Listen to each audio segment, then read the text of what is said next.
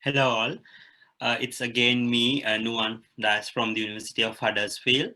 So I think you all had a good time having group discussion in your groups, and I have been going through your groups, and I found that you all the groups had very interesting discussions, and group members were really active, which is what we were expecting from this group sessions. So as I mentioned, now we will go through the breakout group feedback into the main plenary. So in the main plenary, each group will get 8 minutes.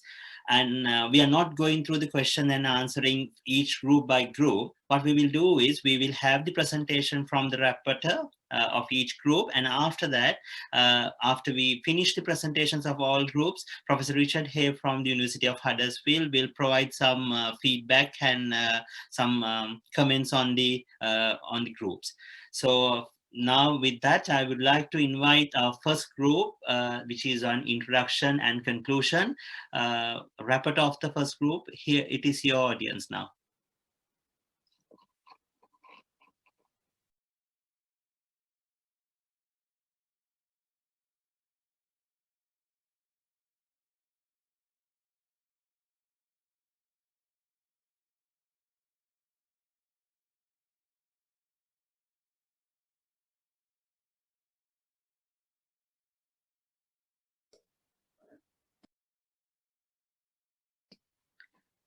Our technical team, I suppose our rapporteur group 1, Georgina Clegg, can't unmute. Oh no, I can't. Can you hear me now?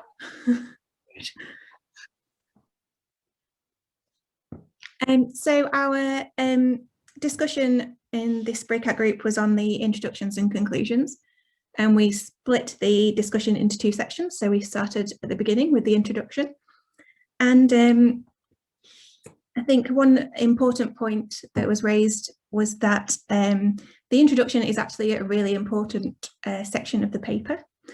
So the comment was that as a reader, when we are reading journal articles to see if they are relevant to our work, we use the introduction and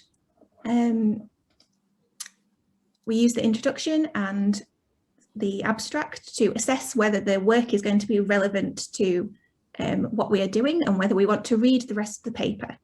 So in that sense, the introduction can provide a really important first impression. And so we want to make sure that we're getting all our key points and being very clear about what our paper is going to do. And then we talked about what an introduction might include.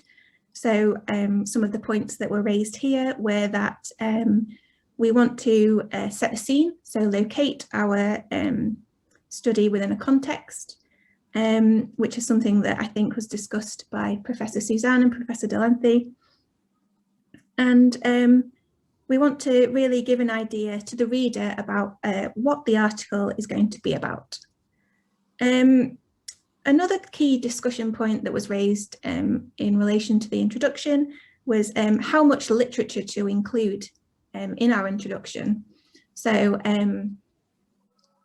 I think it was mentioned that one article was peer review comments were that it didn't include enough literature. However, there was another perspective as well that was raised that perhaps we don't want to include too much literature within the introduction, because what we're trying to do is give a good idea or introduction to our paper, a good structure, and we don't want to be bringing too many ideas into that. So yeah, we talked about how much literature you might want to include within your introduction without turning it into the literature review. And we also talked about, in some cases, different journals have slightly different structures. So there might be a journal that has a structure of introduction and then literature review, but we might have one that goes from the introduction straight to the methodology, in which case we might want to just check maybe with the editors or with the journal structure exactly what we need to be including in the introduction, and making sure it then continues throughout So you still got a good flow of what the paper is for the reader. And then we moved on to discussing about the conclusions. So again, we looked at what the purpose of the conclusions were. And one of the things that came up in this discussion was that we need to align it carefully with the other sections of the paper and to really link it quite well with the rest of the paper as well.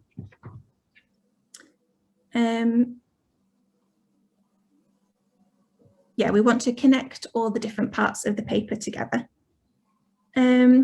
We then talked about what we should include within the conclusions.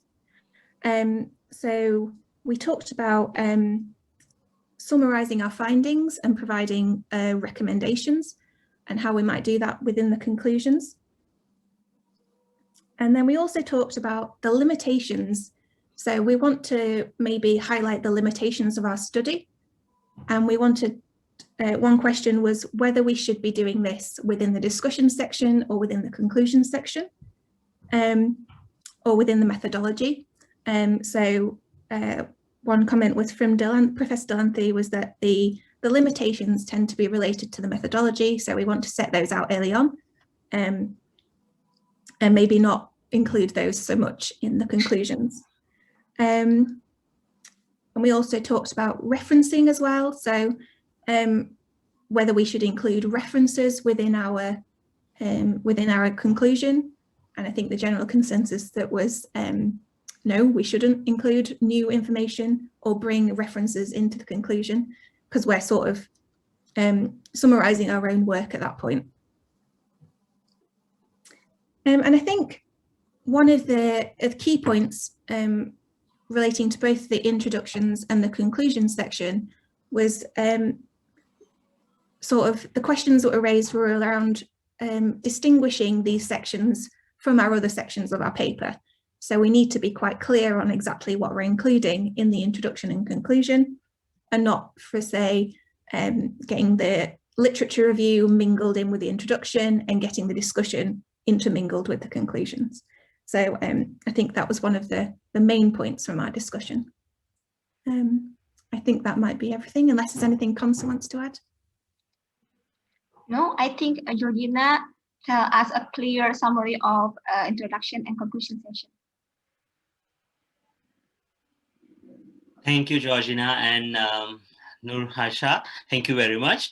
So it seems to be a very interesting discussion that you had, and I think the clear point, as you said, not mingling with the introduction with the literature review, that was one of the key outcomes that you have came across.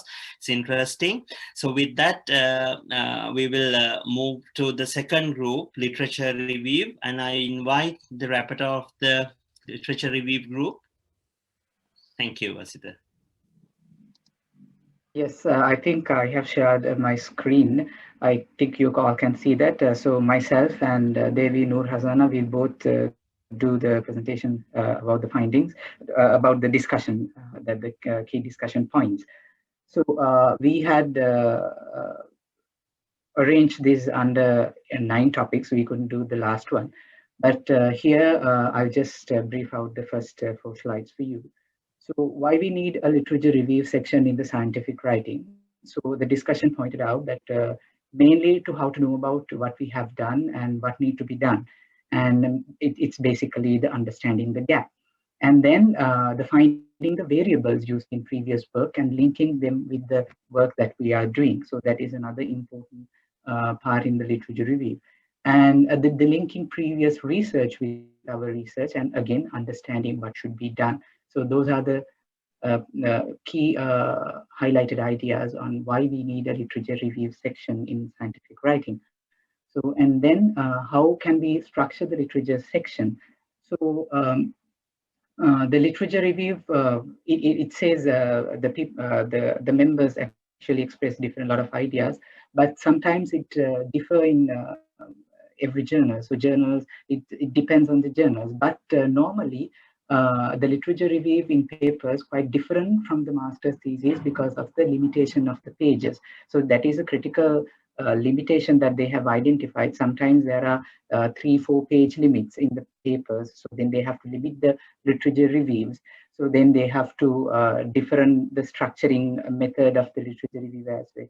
But make a comprehensive literature review to fit the page limit. So that is the important thing. So if there's a page limit, so then we need to identify the key areas that what should be highlighted in the literature review. But everybody agrees on the justification of the problem and the justification of the gap, and then giving the foundation to the research methodologies and identifying those things should be incorporated in the structuring section. So in the third one, it is forecasted of key topics of the text that will appear in the review. So here they all agreed on the title should be reflected through the literature review, and what we have done in the paper will also be reflected in the literature review.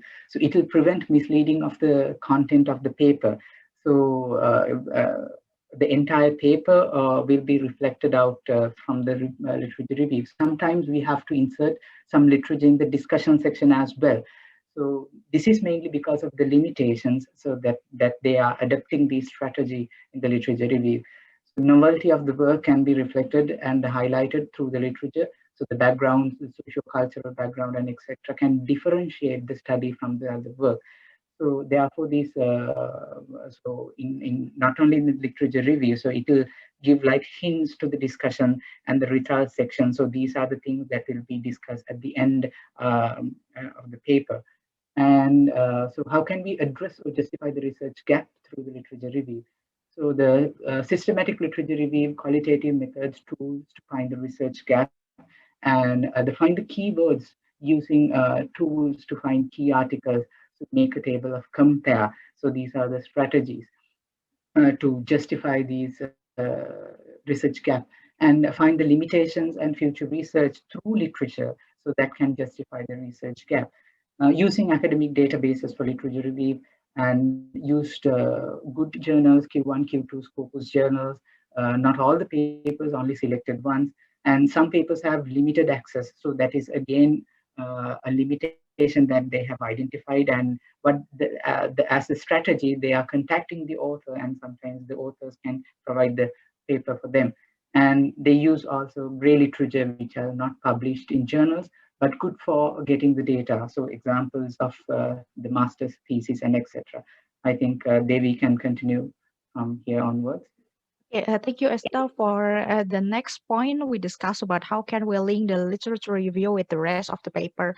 So from the discussion, it pointed out that the literature review, it's like a root or the foundation for the paper. So we can make a whole story about the paper through the literature connecting from the abstract title, keywords, and the result and discussion. It also mentioned from the previous discussion, it can prevent from the misleading. And the next is start paper with the literature review and do the introduction at the end. So literature review, it's like the foundation of or the spirit of the paper, like I said before, that the gap, what have done, what we need to do, novelty and methods can be reflected through the literature. And based in the literature review, we can avoid complex methodologies. So the researcher can use the suitable methods, not the complex one, but it's support with the literature review decide. We can bring literature to discuss the finding as well, and it will be in the next point discussion. It's we can cite the literature correctly with elaboration from the several literature related to the papers.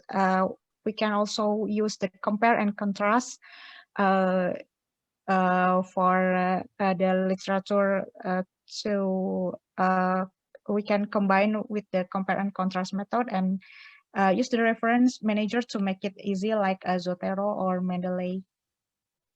And the next is how can we select correct literature and identify correct time consent? So the discussion point that 3 to 5 years time period is necessary, but it depends on the research. Maybe some research have the old literature one, but it's still related.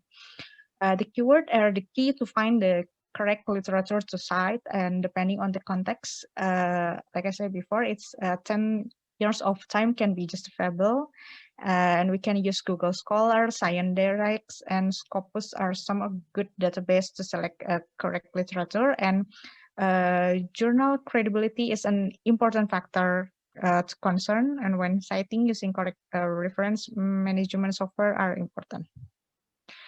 Okay, and the last part is what are the areas that you struggle most when writing literature review? From the discussion, we can say that finding the gap, it's really hard. Is that truly the gap or not? We should read more the literature review. We should dig deeper to find is it truly the gaps for the research. Thank you. Yes, as Devi mentioned, but the example they said is, so sometimes you think that is the gap. So when you find the literature, so it's already been done. So we have to do like a very good literature review to identify the exact gap. So I think these are the findings, not the key points that discussed in the literature review session. So thank you so much. Thank you very much, both. So I think you have covered very interesting aspects of the literature review, starting from the using the different finding out the citation methods and finding out the different databases, and as well as linking the rest of the paper with the literature and so on. So it was very interesting. And with that, we will move to the third group, which discussed about the methodology. So I invite the rapporteurs of the third group, methodology. Thank you.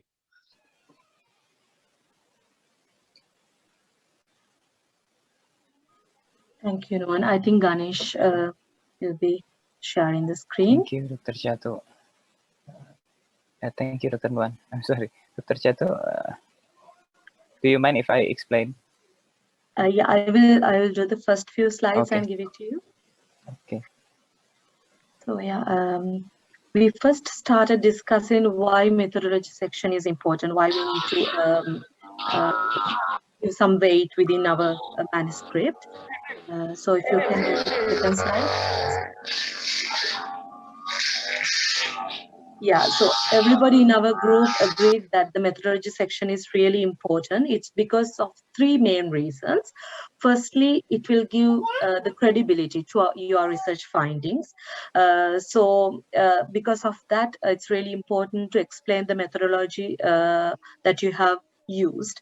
And then the second reason is it will explain how we approach or answer our research problem. So linking it with the other sections of the manuscript, first when you explain the research gaps and problems, the methodology section should give a good link how you have answered that research problem. So in that sense, methodology section is important. Thirdly, it will let others to replicate your study within the same field of research. If you want to use the same research method, more or less, within your field, it's give the methodology section give a good explanation how to replicate your research study. So because of these three reasons, methodology is important. And then we started discussing which tends to be used in writing. And Ganesh, do you want to explain it? I'm sorry. Yes. Thank you, Dr. Chathu. Yes, past tense is commonly used in writing methodology because at the time we write our article, we have conduct the methodology. And then some scholars use the passive voice or active voice. It depends on the type of the research itself. And passive voice can be can be done. For it is emphasized the method is used rather than the person who conduct the research. So we use specifies to we use specifies to emphasize the method we use. And then, would you like me to, Dr. Chatu, would you like me to continue, or Yeah, you can continue, Ganesh. Sorry, can you? Oh, yeah. So yeah, we can how hear to introduce the methods we use? It can be started with introducing how we approach the answer, how we approach the research or answer our research problem. There is a qualitative method or quantitative method or mixed method. First we have to explain how we are gonna address our research problem by using a certain type of methodology. And then the next topic is how we linking the instrument or analysis or technique we used and describe in the methodology. The first is the priority to linking our instrument or technique we used is to think then based on the reader's perspective. What is the simplest way for our readers to capture or to understand the step or the methodology we conduct in our research, and then we can linking the techniques we use by addressing the bigger picture of our research, starting with explained by Dr. Chatu before, starting with our research approach and how we collect the data and discuss the nature of the data. And then the next topic is sampling. Why is it important? It's important because sampling gives the validity of our result and tell to what extent our result is generalizable. And second, it is important because, but however, some of the research, some of the studies do not use the term of sampling, but they tend to explain how they select the respondent. Sometimes some researchers explain in the methodology that we select the respondent in the certain area or certain type of age or certain characteristic. And then the next topic, we talk about how to establish the methodological connection. Some of this has been discussed by Dr. Chatu before. And the first thing we explain the research approach in the methodology section. I mentioned about the qualitative method or quantitative method or mixed method, and then we can explain the method of data collection, how we collect the data and how we analyze the data, and we also need to explain the limitation of our research. And particularly about the limitation of the research, we need to explain the limitation in our research. Yes, because it gives the credibility of validity of our research finding. Since some activities in our research cannot be done or impossible to be done related to the certain type of methodology we conduct, and then we need to explain about the limitation of the research, because it will explain the step we have taken to address or to minimize the drawbacks in our methodology. And then the last thing is there any area, are there any areas where most research struggle or any potential solutions to be discussed within the group? There is an ethical matters or approval. Mostly some high impact journal will definitely ask for ethical approval, especially in the psychological realm. Psychological discipline, there's high impact journal will definitely ask for ethical approval, but some journal accept a very kind of ethical approval. It can be explanation in our manuscript or some kind of relevant matters. And then the Ganesh, second, please, yeah, Dr. Chathu. let me jump into that. Actually, this ethical matters approval was the matter was raised by our Indonesian colleagues, mentioning that sometimes they don't need to collect data prior to data collection. They don't need to get the ethical approval. So some of our Indonesian colleagues hasn't got ethical approval. So they were the question was raised that will it affect to their publication? Will they be able to publish because they haven't got ethical approval? Then all the members were discussing this is really important because some journals they don't ask you to attach the ethical approval when you are submitting your journal, but some high impacted journal they actually ask you to attach the ethical approval when you're submitting the manuscript. Therefore, we highlighted the point that we need to obtain the ethical approval. It's really important before going to the data collection to get this approval, because it can eventually matter to your publication as well if you are targeting a high impacted journal. So yeah, Ganesh, that was one of the main point I wanted to raise here. Then the matter was raised. Some writers they put loads of irrelevant data information within your methodology section, and it can make boring to the reader. So it's really important to the point, describe without giving loads of background information how you conducted your research and how you approach to answer your research problem, and what are the data collection methods, and then analysis and the limitations if you had any.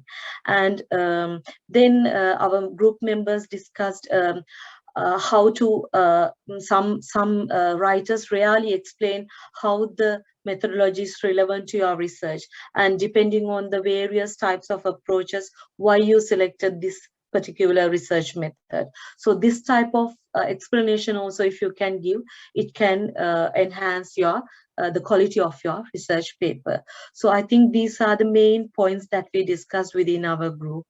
Thank you. Thank you, Dr. Chathu. Thank Thank you. you, everyone.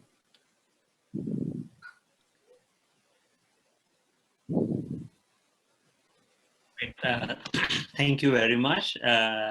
So I think, again, we were taken to different aspects of methodology, considering like the key point I think came through is not to complicate the methodology section and make it simple and just straightly answer the methodological needs. So that was quite interesting. And with that, we are moving to the fourth group. The fourth group discussed about the analysis and discussion section, which is again a very important part of structuring a research paper. So I here invite the rapporteurs of fourth group to take it on. Thank you. Yeah, thank you very much, Dr. Nuwan. So actually we discussed the discussion and the finding section, and then under that, I'm going to be talking few points, and then my colleague will take over. So importance of results and discussion. So we say that result and discussion presents the main points. Yeah, they present the main points of the article, you know, the major thing you have found, the major thing you're actually working on. That's what it presents. And then it also answers the goal or the hypothesis. Yeah, so that's the central thing about the discussion results. So you use the results to actually answer the goal, or, you know, revisit the hypothesis. Yeah, and also we say that well, another importance of results and discussion is that it helps you to align your findings with the literature, what has been going on in the literature of introduction and everything. So it makes you helps you to do that. You know, it also helps to, you know, have a clear understanding of the findings, you know, to present a kind of the importance of what your research is all about. So that particular area helps you do that, you know.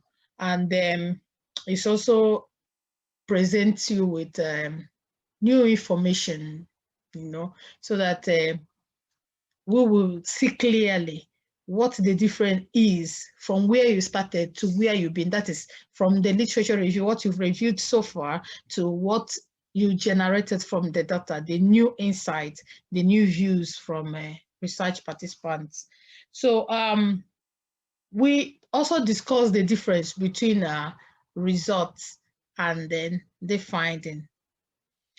On the discussion, sorry, the difference between results and discussion. So results, we said, confirms the hypothesis of the study. You know, it helps you to confirm and say, okay, this is the hypothesis, you know, confirming agreement or disagreement.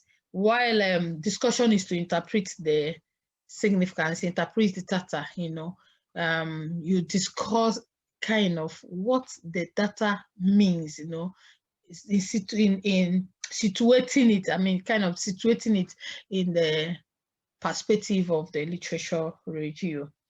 So results is all about, this another important thing is the result centers on the discussion of the raw data, what you were able to generate from out there from research participants using whatever research techniques. So the raw data, and then the discussion is primarily the analysis of that data.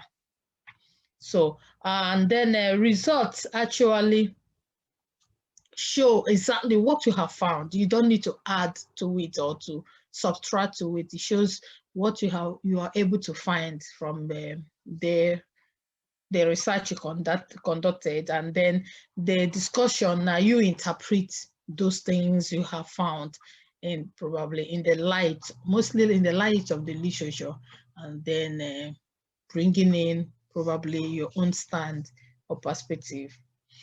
Now, I'm going to be talking about the next one is how to write the results more effectively.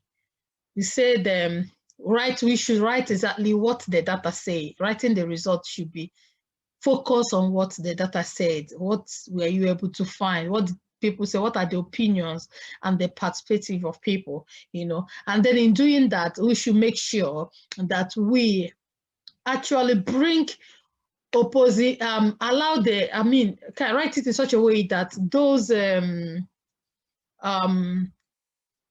argument, the data from the research participants actually interact among themselves, a kind of, you know, the opposing discussion, opposing data, and then the agreeing data, make sure that they are all represented in the results, and it makes it more effective. And then you now segregate the findings into groups and team, you know, put everything in team. You don't need to start to write from one pillar to one post, you know, or elaborately on without any direction. So to make it have a direction of focus, then it is important to actually put everything in teams. You know, the findings should be in group or in teams. So results and discussion helps us to when we have writing the result more effectively, you know, includes putting them in team, like I've said. So how to not repeat results in the discussion is another aspect of our discussion today. And then it's all about planning, having a good structure. Have to have a good structure from the beginning. What goes into what and why, and then focus on each structure, on each things of the structure, and make sure that you are not deviating to other things. In that case, it will make you to focus on the results when it is time for the results, and then focus on the discussion when it's time for the discussion. Again, it's important to reread. We said you need to reread and rewrite, you know, to make sure that even if there are mix-ups somewhere, you have to separate them and make sure that the result is the result and the discussion is the discussion section. Yeah, I hand over to my colleague Faizal. Thank you. So thank you, Lilian. I'm picking up from what Lilian said. I'd like to present number 5 through 8. So overall, we've had a very interactive, good discussion in our group, and we're very happy about that. And interestingly, we share a lot in common, especially in the areas of struggle, which I will explain later. So number 5 about contextualizing results and discussion. So we conclude that it is very important to connect the results of our study with the theory and the literature that we have cited or out there. And then we have to emphasize why this study or our research is important or relevant or applicable in real world situation. Number 6, about linking with the rest of the paper. We discussed that it is a good idea to remind the readers to revisit our research question or the aim of study or the purpose of the paper. Basically, we would like to remind the readers, because we're basically in the end of the paper, we want to remind the readers what we are trying to build, because we've come a long way from the introduction, from the general theme to more specific to our case, and then these are our findings, and then we would like to discuss this is what we want to bring forward. And then the next item, the areas of struggle, how to we identify a lot, but in general we talk about how to deliver a good discussion, and then how to incorporate ideas into words. And interestingly, sometimes when we are too enchanted with our work, we really want to explain a lot of things, from the very major thing to the peripheral or smaller things. And then sometimes we struggle to know when to stop. And then the potential solutions to that are, number 1 is to read more works, keep writing. And some participants also mentioned to get more data. And then it is a good idea as well to connect with writing peers, because we are not struggling alone. Maybe create some working group or writing groups. And then the last one is to find mentors. And one more thing is also to visit good softwares that can help to make a good analysis and figures and such. Thank you. I think that's all. Thank you very much, Lilian and Dr. Faizal. Again, it took us in different angles. I think one of the important point we came through is about not to get confused with the analysis and the discussion. That differentiation was clearly raised in this group 4. So thank you very much. And now here we are moving to the final group, which is talking, actually it says title, abstracts, and keywords. 3 key important areas, but within the body, within the scientific paper, title, abstract, and keywords may be just a sentence or 2, but it will give a very good impression and very visibility to the paper, very good visibility to the paper. So here I invite the 2 rapporteurs from the final group. Thank you. Thank you, Dr. Nuwan. I think we also had a very informative discussion, and I would like to share my screen with you to share the findings. Hope all of you can see my screen. So our session was on title, keywords, and abstract. And I would like to start off the discussion as the members in our group wrapped up the discussion, saying that to a good research paper, the title and the keyword becomes the window and the abstract becomes the door to the research paper. Because we all will be looking at the title and the keywords, and the decision of whether to consider this research paper fully or not is taken last by looking at the abstract. So I think these all 3 areas are very important in terms of drafting a good research paper. So regarding the title, the ideas of our group members were a title would convey the main areas of the study and also highlight the importance of the research. The title needs to be concise and be able to attract the potential readers or the target audience of the research paper. Also, there was idea saying that it needs to be a super summary about your research paper, a short profile of the research, and the product of the research paper needs to be reflected in your title. The key message you want to convey through the research paper needs to be given through the title so that you can attract the right audience to your paper. Now, also, there was idea saying that the title needs to know how to sell your research paper or your research product. And also, it was mentioned that at the end of the paper, we need to go and refine the title so that it correctly reflects what was really done in the context of the research paper. Then the important discussion, interesting discussion was led on to the subtitle. Can we use a subtitle in a title, and what is the use of using a subtitle, and how to what extent it is appropriate. And also there was a comment saying that a subtitle can be used to attract a more specialized target audience in terms of your research paper. Then let me move to the keywords of the research. Keywords of a research are also very important as it will reflect the important elements of your research paper.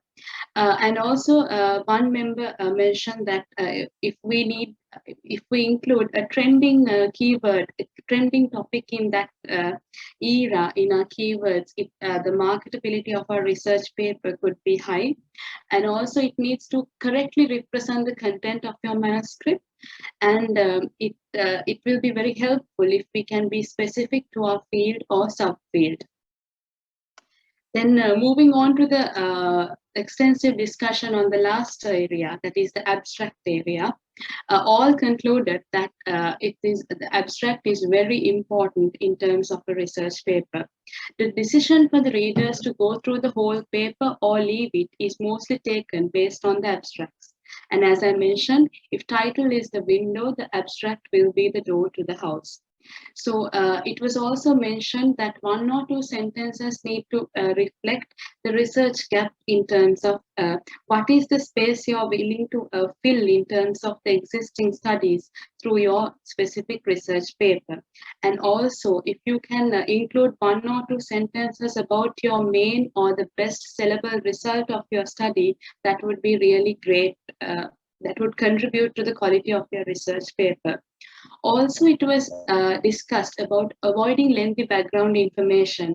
The main idea behind this was like a new reader comes to your work and reads your abstract to get to know about what you have done, not what others or the previous researchers in this relevant area has done. So I think it's a very common mistake most of us make, that we in the abstract we include a lot of information about the research background rather than what we really focused on and the findings. And also it was discussed that we need to avoid results or interpretations that are not discussed in the text. As in, if we include something in the abstract, it needs to be correctly reflected in our research paper. So then also we had a discussion on how to write abstracts. A discussion was made on how to write abstracts, the step-by-step process of drafting an abstract. So as the group members concluded, an abstract summarizes in 1 paragraph mostly, usually 200 to 300 depending on the journal you're publishing, the major aspects of the entire paper or thesis. As a good trick would be to plan your argument in sentences. You can break down the abstract in 6 or 7 sentences and then use use a structure to draft your abstract so it can be in a logical order. So first you can start off with the introduction, describe what topic your paper covers, then provide the reader with a background of the study, keeping in mind that the background needs not be very long, and also avoiding unnecessary content. Then you can move on to the problem, which is the research problem you're focusing on, or what is the key research question you're aiming to answer through your study. Then you can move on to summarizing why nobody else previously has adequately answered the research question, as in you're establishing the research gap here, why your research becomes unique in the existing body of knowledge. Then in the fourth section, you can explain what are the approaches you use to answer the research question, what's your big idea about the study, and then in one sentence you can describe how you did the research, as in the methodology, provide an outline of the methods you used, then did you run experiments, carry out case studies, interviews. You can specifically elaborate on the methodology in 1 or 2 sentences. Then finally, you can conclude your abstract by highlighting the key impact of your research and the key findings of your research. What conclusions did you draw and what are the implications? What is the primary take-home message from your abstract should be the conclusion sentence of an abstract. And I think if you structure the abstract in this manner, I think you can always come up with a very simple but a clear abstract. Then I would like to sum up my presentation, highlighting the key questions or the arguments we had during our breakout session. One is, what is the use of a subtitle? I am reporting back these so that if we can get the answers in the main plenary session, that would be really great. Now, one of the key questions we had was, what is the real use of a subtitle? Is it all right to use a subtitle, and in what circumstances should we deploy a subtitle? Then the next concern was, does the title of a research paper needs to be specific or generic? We had all ideas, like as in some told it needs to be generic, then some told it needs to be specific. So I think the correct answer for this might depend on the circumstance, and it would be great if it can be answered in the main plenary. Then also the last contradicting situation we had was, can we use question marks in a title? Of course, our group members told that it makes the topic very attractive from the marketing point of view. But using question marks and quotations like that, eye-catching quotations, is it acceptable in academic papers? So this is also another problem we had. And I think these are the contradictory questions we had as a summary of our discussion. Other than that, the discussion was very productive and fruitful. Devina, my co-facilitator, do you have anything to comment on? No, thank you. I think your presentation is very well done and very comprehensive. Also, I would like to thank you to all the participants in our group who had contributed very well. I think we can sum up our presentation. Thank you. Thank you, Dr. Nuwan. Thank you both. Actually, I quite like that branding idea. If title is the window, abstract is the door. So it's like quite interesting. And with that, and this group had some few contradictory ideas as well, which they want some answers in the main plenary. So here I would like to invite Professor Richard Hay to provide his feedback, his thoughts on it, as well as Professor Dilanthi Amaratunga to make this discussion further on how they have answered the question, how they have done in the groups, and how we should improve what needs to be added to the discussion, and so on. Thank you. Well, thank you, Dr. Nuwan, and in particular, thank you to the facilitators, the rapporteurs, and all of the people who contribute to the discussion. It was clearly a very fruitful discussion. I was only reflecting as I was listening to the feedback that it would be good to replay that session when you've written a paper, to reflect on whether you've actually ticked all of these boxes, because it was almost like a checklist of things you need to consider when writing an article.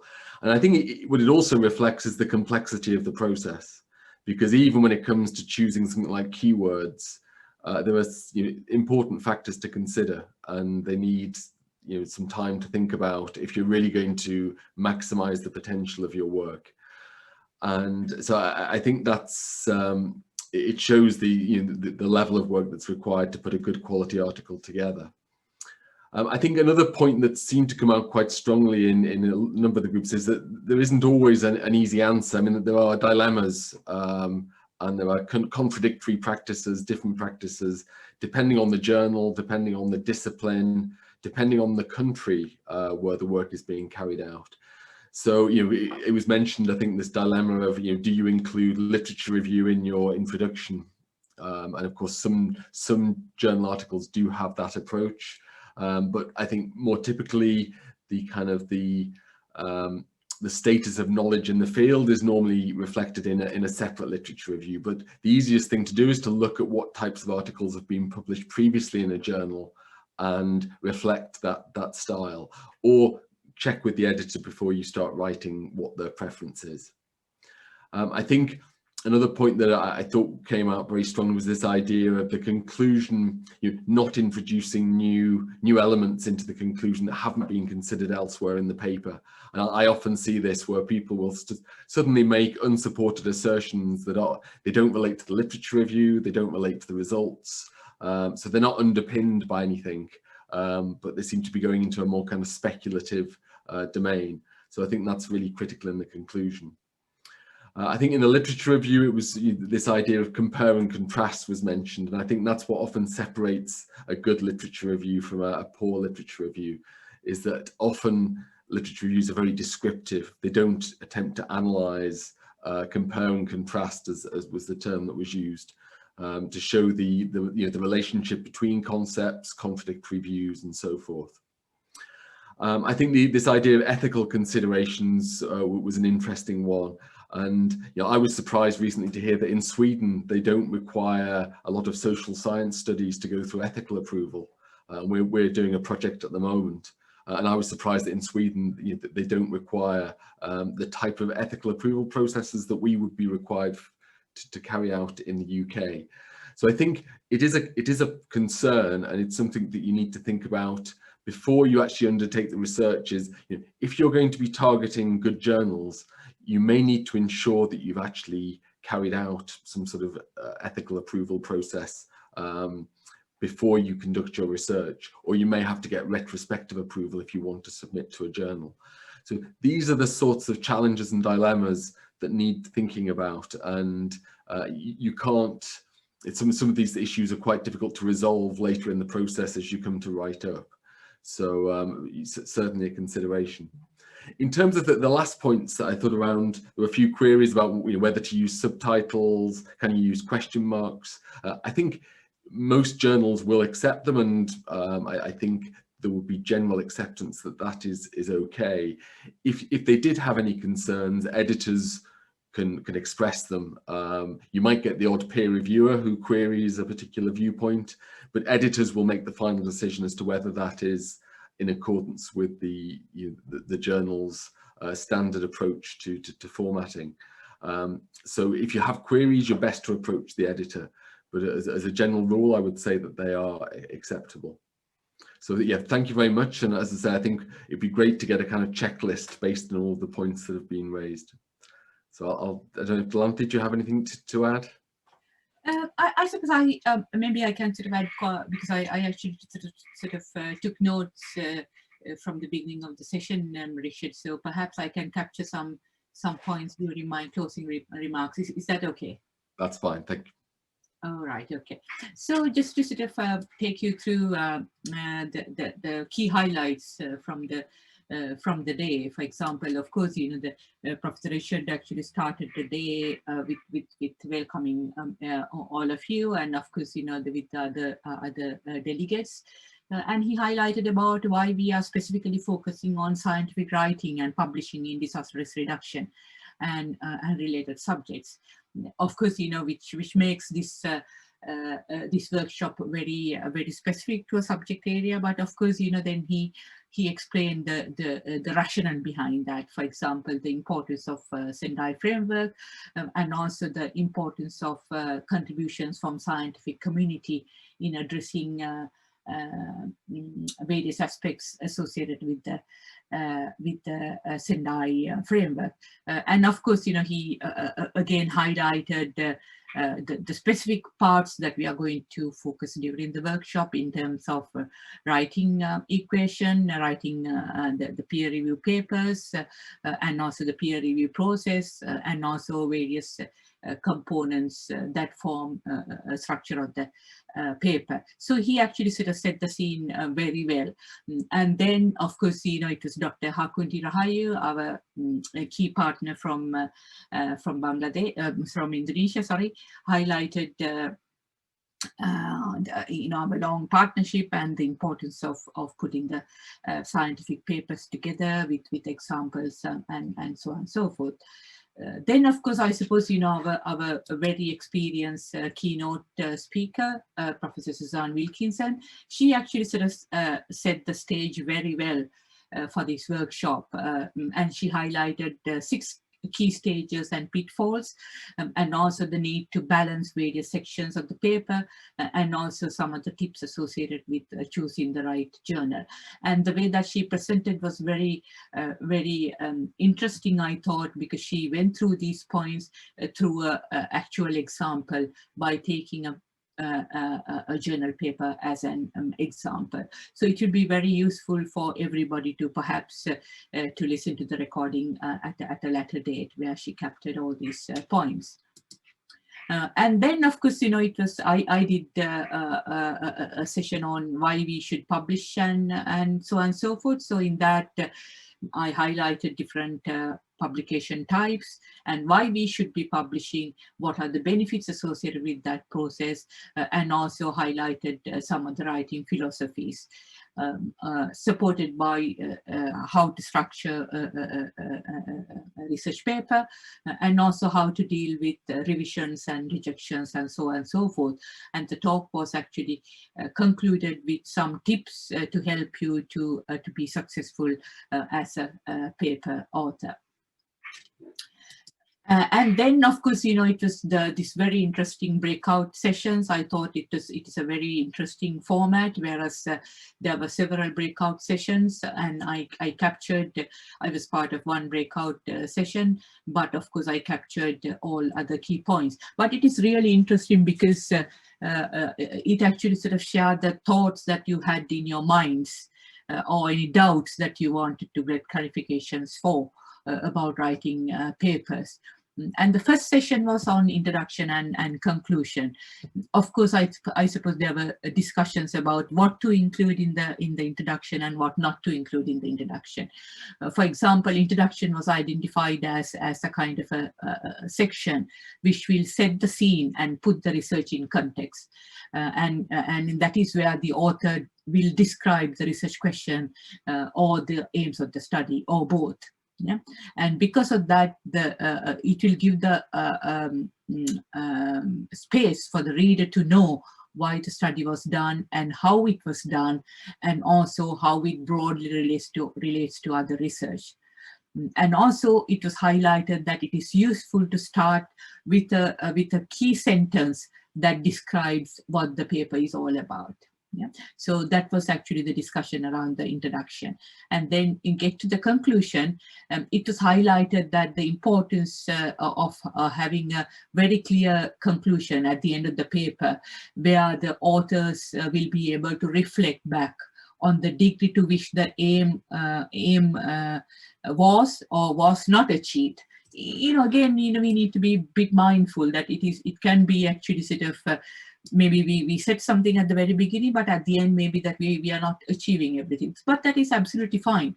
You need to make it very clear at the conclusion section. Yeah, and then the discussion about what should I include in a research paper conclusion. For example, some key points that we identified, a statement of the research problem can be there, and a summary of the key arguments and the findings, and also a very short discussion. And also we discussed that in the conclusion section, generally there shouldn't be any references stated. So again, there was this question about, again, I think this was highlighted by Professor Richard also, whether some people actually bring in new arguments in the conclusion section.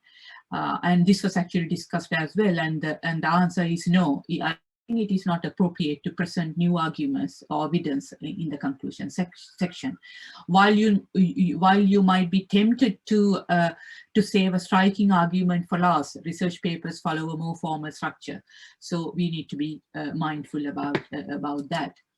And then, of course, very interesting findings from the literature review section, discussing about why we need a literature review section in a paper, and also how we can structure a literature review section. And again, the issues that was emphasized during the keynote speech and the speech after that about synthesizing and analyzing was again highlighted. Then there was a breakout session on methodology. The discussion was built around why methodology is important. And of course, the rapporteurs highlighted four key points, which included the credibility and also how the research problems was answered, replicate and the ability to replicate the same method for same studies. So these three key areas were highlighted. I thought it was very, very interesting. And also in the methodology section, it was identified the importance to establish the flow of methodology, including limitations and also including the ethical approval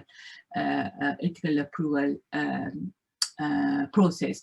And also it was emphasized that the purpose is not to complicate the methodology section, but the need to address every point that is relevant to the method that you have followed. So achieve that balance is really, really important, because at the end of the day, if you haven't actually used the right methodology, the findings cannot be very well justified. So you need to be very mindful about using the most appropriate methodology. So it is really important that you invest some time in reflecting on what the best method to use in your research in the first instance. And then the next topic was findings and discussions. And of course, it was stated that that section actually states the main findings of the study, and it discusses the main results with reference to previous research, for example, and also it discusses the policy and practical implications of any results, and also analyze the strengths and limitations of the study. And also at the same time, it offers perspectives of future work. Yeah. So this is again very, very important, and this was discussed in the introduction and conclusion breakout session also, whether to discuss the limitations in the conclusion section. So we discussed that the most appropriate place to discuss those is actually the findings and the discussion. So this particular group actually highlighted that again. Then the final breakout group, actually the title, abstract, and the keywords. I think the two rapporteurs actually sort of summarizes it quite well, identifying the importance of title, keywords, and the abstracts as windows and doors, which is very, very important. And I think I cannot be emphasized enough the importance of keywords, particularly with the increase of open access publications, and then we all rely on online publications through various websites and so on and so forth, through various databases, rather than actually going to the library physically to borrow books, for example. In that sense, the keywords are extremely important, because whether or not your publication will be captured through the search engines will very much depend on whether you have identified the right keywords. So it is worth spending some time, because this is actually one of the mistakes that a lot of authors do. They completely forget about keywords, and at the end they just add a few keywords that they just think of. So I think that is the wrong approach. So you need to invest a bit of time in trying to get the right keyword so that it will take your paper a long way. So I think those are actually the key points that was discussed at the breakout sessions, and I think it sets a really good scene for the panel discussion tomorrow, where the experts across the world will address some of the perhaps some of the key points that have been raised. So this is actually the summary for the day. So I hope that you find it useful, and I want to at this point to hand over the floor to Professor Richard to briefly take you through the plans for tomorrow. Over to you, Professor Richard. Thank you, Dlanthe. And yeah, so thank you very much to everybody for your participation today. And I hope you found the sessions informative. We've certainly enjoyed listening to your contributions as well. What I would just want to do now is, just before we close, is highlight what we have coming up for tomorrow's event, which we're going to start off with a talk by Gemma Hemming, who's the journal's commissioning editor at, or journal commissioning's lead at Emerald Publishing. And she'll be providing a publisher perspective, so that should provide some very useful insights, and we'll maybe pick up on some of the points that have been raised in today's session. I'll then have a look at some issues around publication ethics, and of course ethics were mentioned in the discussion around methodology today, but there's some other issues that I also want to raise with you. And then after a short break, we'll have an expert panel discussion on the peer review process. So we have experienced researchers, editors, who can provide different perspectives from 4 different countries and different levels of experience. So we'll be having a look at the peer review process in more detail. And I'll certainly try and pick up some of the points that were raised during today's session, and maybe we can pose them to the panel to get their views on some of these difficult issues. And then we'll finish off with just a briefing on the one-to-one surgery opportunity that we have for the workshop, where you can actually get some feedback on a manuscript that you've been working on. So that concludes today's event and sets out the plans for tomorrow. So I wish you all a good evening in Indonesia and a good day in Europe. And I hope to see you all tomorrow. We're going to be starting at the same time, which is 8 o'clock here in the UK and 2 o'clock in Western Indonesia time, so WIB time, UTC +7. So that starts at 2 o'clock. Okay, so thank you very much, and see you tomorrow.